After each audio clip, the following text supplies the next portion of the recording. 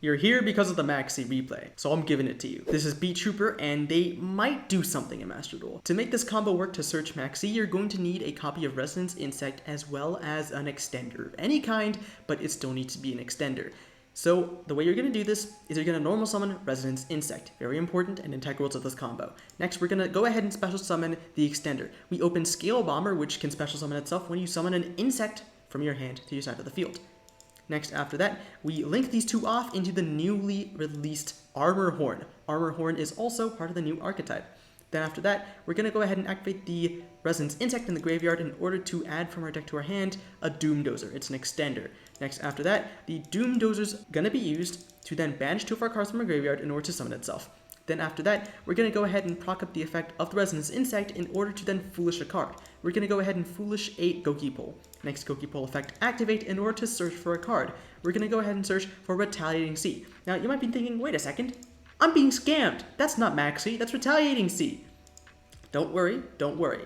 This card is still good because it gets us to Maxx C. Watch. So then we're going to go ahead and then use the effect of the Armor Horn in our field to then normal summon the Retaliating C.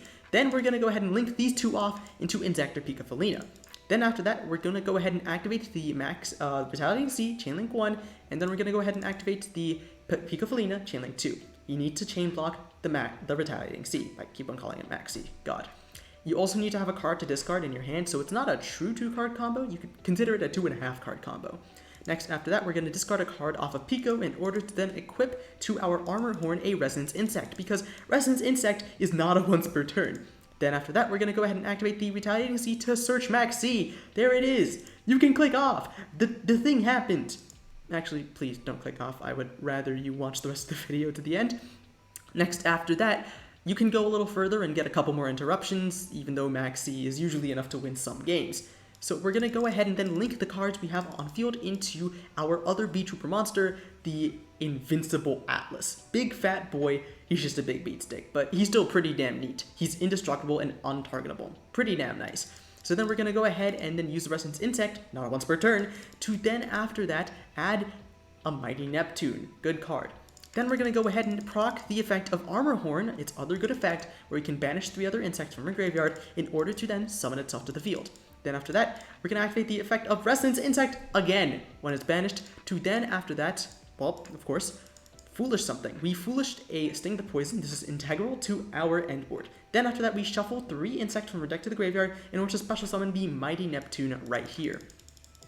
Then after that, the Invincible Atlas will then tribute the Mighty Neptune. All we summoned it for was for some fodder. If you had another insect extender, that would also do as well, but that would mean you open 3.5 cards, essentially. So we're going to go ahead and tribute the Neptune in order to then special summon from our deck a Beetrooper. We're going to go ahead and summon the new Sting Lancer. Sting Lancer on summon will search for back row from the archetype, and this gets us our counter trap, which is the card Beetrooper Fly and Sting, which is a counter trap that negates monster effects. It's a shame that it doesn't negate things like spells and traps, but oh well, you can't have everything. Next, we're going to go ahead and set the card Sting and Fly, and then we're going to link off the card Armor Horn as well as the card Sting Lancer in order to make a copy of Seraphim Vipillion. Sorry, got it confused with another card over there. Then after that, we're going to use the effect to then gain a couple counters, and then, well, that's the entire replay. So the reason why this works is because not only do we have a big fat beat stick over here, but the Seraphim Vipillion can then after that summon from our graveyard the Sting that we sent. The Sting can then tribute another insect. Ideally, you're going to tribute the copy of Vipillion in order to negate a monster on the effect like Imperm. Then we also have Fly and Sting, which is essentially Imperm if you're thinking about it in that sense. And well, that's basically what Beetrooper can do if you want the short version. We need to go over the deck that I'm running over here. Over here, I'm running a 40-card deck list that I have done a bit of research in. If you remember my last stream where I talked about Beetroopers, I wrote a bunch of research here on the archetype. So basically, here's what you play. So first of all, mandatory cards you have to play no matter what. 3 Resonance Insect. Resonance Insect is absolutely nuts. Then you want to play copies of Sting Lancer. Ideally 2, maybe 3 if you're running a 60-card build, because I've seen some 60-card small world builds floating around, but ideally you want to stick to 40 as much as possible, just generally, right? Then after that, we want to run at least 1 copy of Goki Pole. I run 2 because sometimes if you get it in your opening hand, you can use it as a normal summon and then link it off with something like Almirage, which can do a lot of things, honestly. We also have, mandatorily, we need to have 3 copies of Sting the Poison. This card can search for other Battle Wasps such as Pin the Bullseye as well as Arbalest the Rapid Fire, and also this card is our negate, which is really good. Then we want to run as copies of Pin the Bullseye, you want to run at least 2. 3 is ideal, it's an extender, that's all you really need to know. And then Arbalest the Rapid Fire. 1 copy or 2, I'd say 1 is the best ratio over there. Reason being that Arbalest lets you essentially go ahead and pop off in your normal combo. Our combo we did there isn't normal because you don't have Maxx C in the TCG. Yeah, and they only just got to the OCG, the bees. So, you run that. Then you want to run at least 1 copy of Fly and Sting. This is searchable off of the Sting Lancer. And you also want to run as many copies of some... You want to run 1 copy of Assault Roller, it's another extender, as well as 3 copies of Scale Bomber. Maybe 2 if you'd really like to, another extender. Next, you have to run Doomdozer. Doomdozer is what makes the Resonance Insect combo work. 1 of this though, only 1. And that's all the normal cards you need to run mandatorily. You can also run copies of Maxx C, which you will, and because of that, you also need to run another card called Retaliating C. I put it here actually for some reason. The deck list I was using in that replay was a 41 card build. But we have Retaliating C. This is what allows us to search for the Maxx C, but also it's anti-DPE, where if you activate a spell, or if your opponent activates a spell that special summons a monster, you can then summon Retaliating C, and it's a Macrocosmos, which means that, well, DPE, when it pops itself and then gets rid of something, will be banished instead, unless they decide to burn their DPE on a simple small Retaliating C, which summons itself. That, and you can also run Contact C, but that's a card that I don't think will see much relevance. This also will help you when you are in the new branded meta, which will come in a couple months, not now, since the branded support isn't going to come soon. But this card is really good, and it makes Beetroopers a little bit stronger in that particular format. Otherwise, cards that I run that are my choice, I do run the DPE package. A lot of current modern lists that I found on YGO Pro do run the DPE package, whether they're large builds or small builds like this one. I also run Crossout. The reason why I run Crossout is because this deck is actually kind of fragile.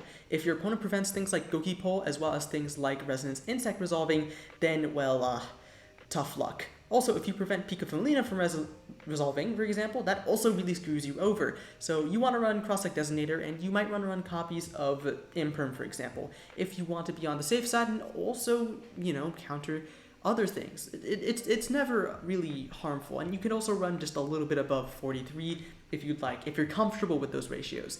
However, it is a little tight to fit this whole deck into 40 cards. So that's that. And then we also run, this is not mandatory, this is a choice I've made purposefully. I've run 2 copies of Beetrooper Descent. It's a card that generates a token, which you can then link off with the Link Spider. It's there just because why not? Just generate some material. It's cool, and it can also help fix some boards. For example, if you have Resonance Insect and nothing else except for the Beetrooper Descent, it works. It works very well. Otherwise, there's that. We also run 1 copy of Mighty Neptune. I don't see decks running it that much, but I think it's really valuable in certain types of hands where you're not able to get full combo and you're really forced into weird situations. Searching for Mighty Neptune with something like Resonance Insect for the second time, especially when you already open something like the Doomdozer in your hand, is actually pretty damn neat and pretty damn useful, I'd say. Additionally, you could also search off of the Resonance Insect being sent to the graveyard another copy of Sting Lancer. You could, I choose not to, but it's always an option. Hey, whatever. I also run 2 copies of Lightning Storm. Lightning Storm is just a good going second card. What do you expect? A copy of Effect Failure because the Crossout package. And, well, I basically covered the entire list. Sting the Poison's here for our negate and also searches. This is an extender. We open it with Reso Insect. We get our combo with Retaliating C and Maxx C. We run 1 copy of Arbalest the Rapid Fire because we need it for our basic combo, etc. vice versa. Triple Ash, you know the drill. And then our extra deck. 3 copies of Armor Horn, really insane. Some decks do run 2, but I would suggest running 3. We have a copy of Invincible Atlas. You could bump this up to 2, but I think it's comfortable sitting at 1 since it's really only used once. Then after that we run 1 copy of Pika. Early lists ran 2.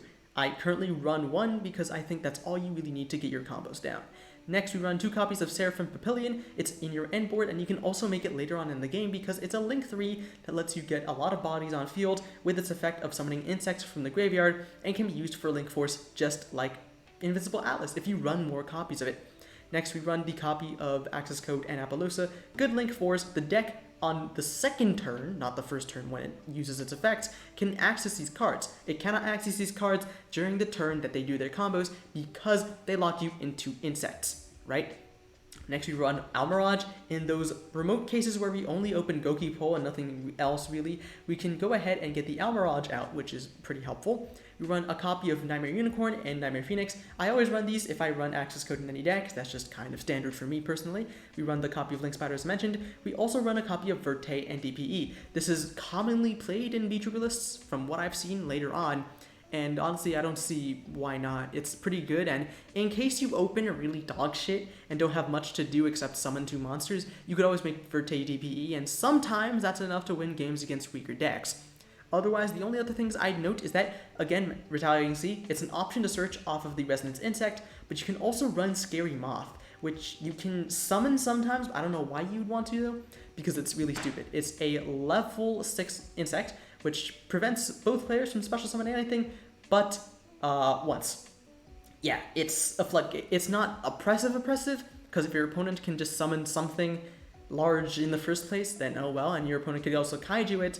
It's still in the same niche as Barrier Statue, the Stormwinds, and it's also much fatter. Also, we run a copy of Killer Needle, the best monster in this deck. Yeah, at me, bro. It's the best one. Don't tell me otherwise. We're running the copy of the Killer Needle because it helps us out Barrier Statue of the Stormwinds. That's it. It's got just a little bit more attack, and it's also very based. You can also go ahead and search this off of cards, I think. I don't know if it's searchable. It is searchable. It is searchable. You can search this card off of things like, I believe, Goki Pole when it's sent to the graveyard, but otherwise, that's the only reason why. We run the common bricks of Dasher and Celestial, as well as the 2 copies of Fusion Destiny. Also really helpful when we run the copy of Crossout Designator. And that's it for the actual deck profile.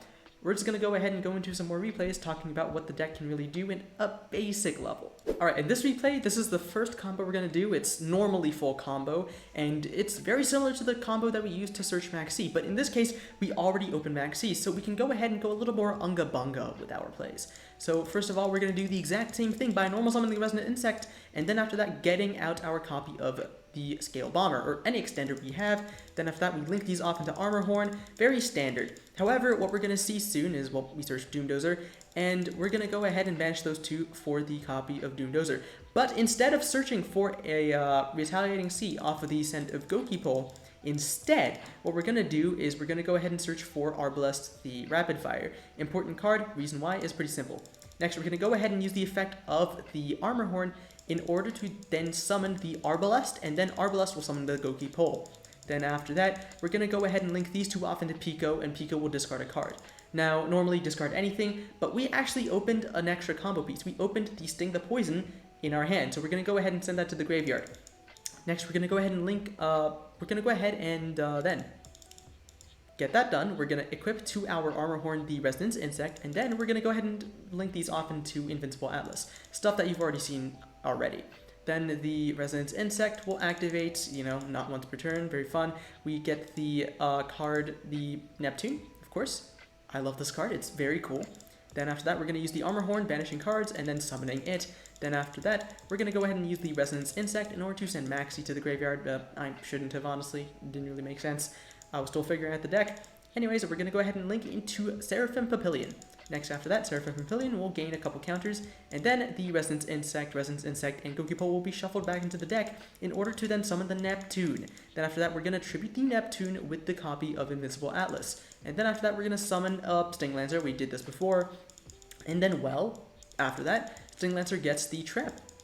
Then after that, we end. This does practically the same thing, but we have an extra body on the field, so instead of summoning the card off of Seraphim Papillion, we summoned the Sting the Poison off the Seraphim Papillion for a negate, and tributing the Seraphim Papillion, having very few bodies on the field, we instead get an extra body that helps close games easier because next turn, we can then just swing into game with these cards, pretty damn easy.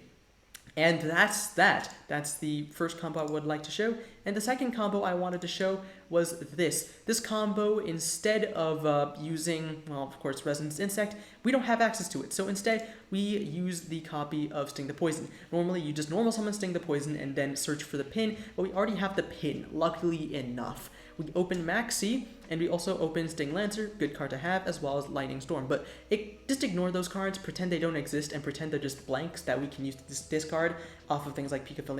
So in this case, we're going to go ahead and proceed with this combo that does not use Resonance Insect. You need to draw any sort of extenders and put 2 antibodies on the field if you still can't get the Resonance Insect. So we're going to go ahead and normal summon that. We're going to search for a card. We're going to search for an Arbalest. In this case, though, normally we would have just searched for the pin if we didn't have it. Then after that, pin's going to go ahead and then summon itself. Then after that, we're going to link these two off into Armor Horn. Very familiar stuff. We already did this before. Then after that, we're going to go ahead and normal summon the Arbalest. That's why we search for it, and this will go ahead and summon the pin from the graveyard. Linking those two off into a copy of Pico. Pico will discard a card. We're going to discard Lightning Storm because it doesn't do anything in this game state. Then after that, we're going to go ahead and equip a Resonance Insect to the Armor Horn, linking these two off into a large fat boy Atlas. Then after that, we're going to go ahead and use the effect of Resonance Insect in order to add a Doom Dozer. We did it now instead of back then. That's the difference with this combo compared to the last one. Then after that, we're going to go ahead and use the effect of the Armor Horn banishing Rezo, Pico Felina, as well as Pin in order to go ahead and summon the Armor Horn. Then we're going to go ahead and use the effect of Resonance Insect to then dump a Cookie Pole. Cookie Pole will then after that go ahead and search for an Assault Roller, an extender that we can also use. Next, after that, we're going to go ahead and summon the Assault Roller by banishing a card from the graveyard, and then linking those two off into the Seraphim Papillion. Then after that, we're going to go ahead and use the Seraphim Papillion to gain a couple counters to be able to summon stuff, and then banish a couple cards in order to summon the good old Doom Dozer. Then after that, the Invincible Atlas will tribute the Doom Dozer in order to summon the good old Sting Lancer. Sting Lancer will then use its effect in order to search for the card. Of course, if it loads for some reason, Fly and Sting. Then after that, we're going to go ahead and set Fly and Sting and then end. We did the same thing, but this combo did not use Resonance Insect, and, well, is also very dependent on your hand. This is like a bit of a backroom operation. If you cannot do anything, if you don't have Resonance Insect, then this is your next best bet. That's it. Otherwise, I don't really think of anything else that you can really do. So, yeah. So that is what I think the deck can do and what it can really accomplish. If you guys have a lot of really cool texts and everything, then go ahead and let me know in the comment section below. Like and subscribe, share the video, and just tell me how much you've enjoyed this if you did to any capacity, if you've made it this far. There's other combos out there, but this over here is just my version of what to expect when seeing the deck in Master Duel. This is not a final list though, since the deck is coming out tomorrow as of the time of recording this. Anyways though, that's pretty much my take on the deck. Peace.